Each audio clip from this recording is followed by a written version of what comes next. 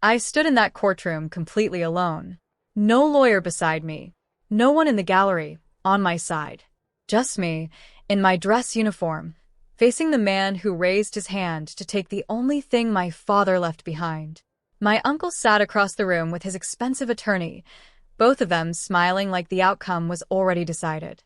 And in a way, they thought a soldier with no money for legal fees, home on leave for exactly 9 days, would fold the moment real pressure came.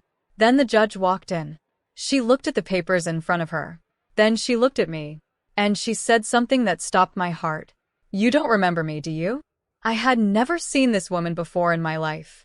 At least, that's what I believed. I had no idea that her question was about to turn this entire case upside down. What happened in the next 20 minutes inside that courtroom is something I will never forget for the rest of my life. My name is Sergeant First Class Maya Ellison. I serve in the United States Army, and for the last 11 years, service has been my whole life. My father, David Ellison, was the reason I joined. He was a construction worker, a widower, and the most honest man I ever knew. He raised me alone after my mother passed when I was 6 years old. We didn't have much money growing up. What we had was a small house on Maple Street, the one my father built additions onto with his own hands every single summer.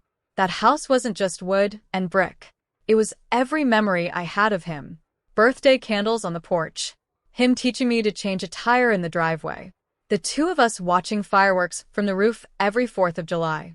6 months ago, my father passed away suddenly from a heart condition none of us knew about. I was stationed overseas when I got the call. By the time I made it home, the funeral was already over. My Uncle Richard, my father's younger brother, had handled the arrangements. At the time, I was grateful. I thought he was helping me. I was wrong. 2 months later, a letter arrived at my base. It was from a lawyer. My Uncle Richard was filing a claim on my father's house, saying my father had promised it to him verbally years earlier and that he had a signed document to prove it. I stared at that letter for a long time. My father never once mentioned giving that house to anyone but me. Something felt deeply wrong. But wrong or not, I was still active duty, thousands of miles away, with almost no way to fight back. I requested emergency leave and got exactly 9 days. 9 days to save the one piece of my father I had left. When I got home, I went straight to my Uncle Richard's house to ask him directly. He didn't even let me finish my sentence.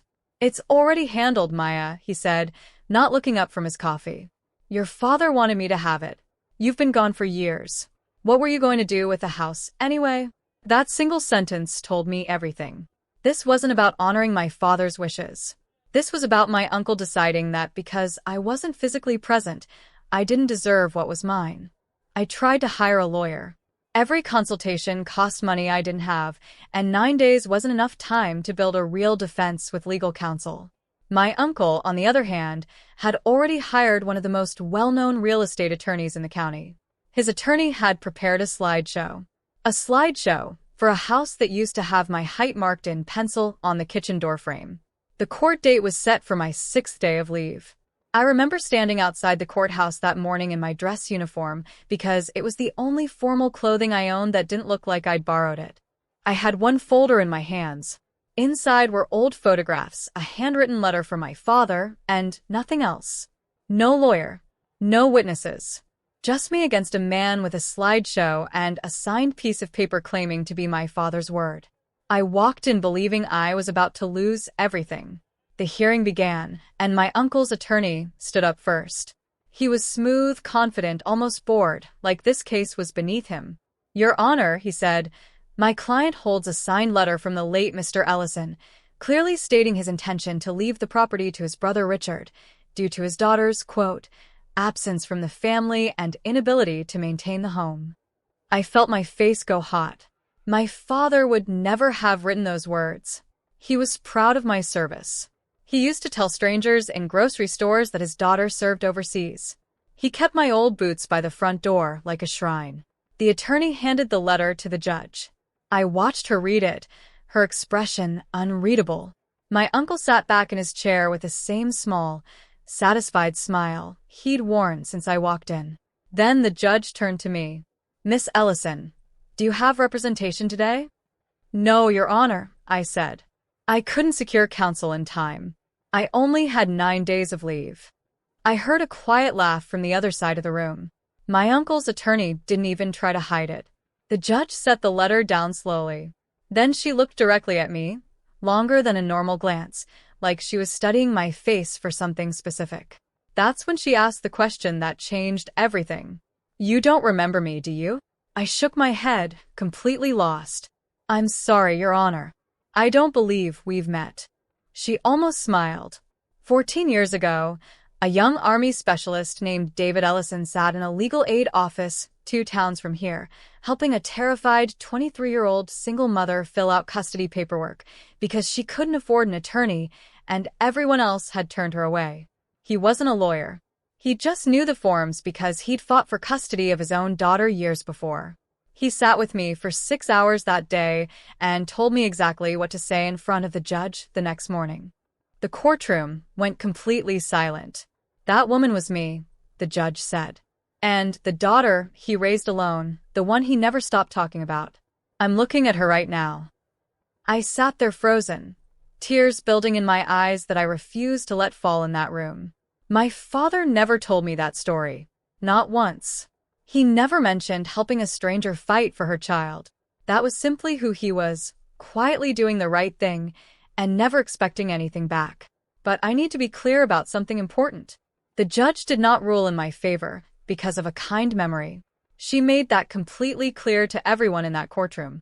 This connection changes nothing about how I will rule on the evidence, she said firmly, looking at both attorneys. It only tells me the kind of man David Ellison actually was. And it tells me this letter deserves far closer examination than a quick signature check.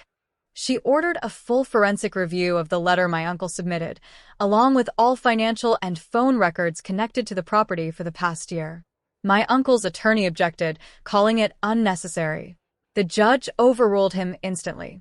During the 2-week recess before the review results came back, I didn't sit idle. I reached out to my father's old friends, his church group, and even his primary doctor. Piece by piece, I built a picture of a man who spoke about his daughter with pride until his final days, a man who had updated his will with an actual attorney 8 months before he passed, naming me as the sole beneficiary of the house on Maple Street. That real will had been sitting quietly in a filing cabinet the entire time. My uncle knew about it. That's exactly why he needed a fake letter to override it before I found out. When the court reconvened, the forensic document examiner took the stand first.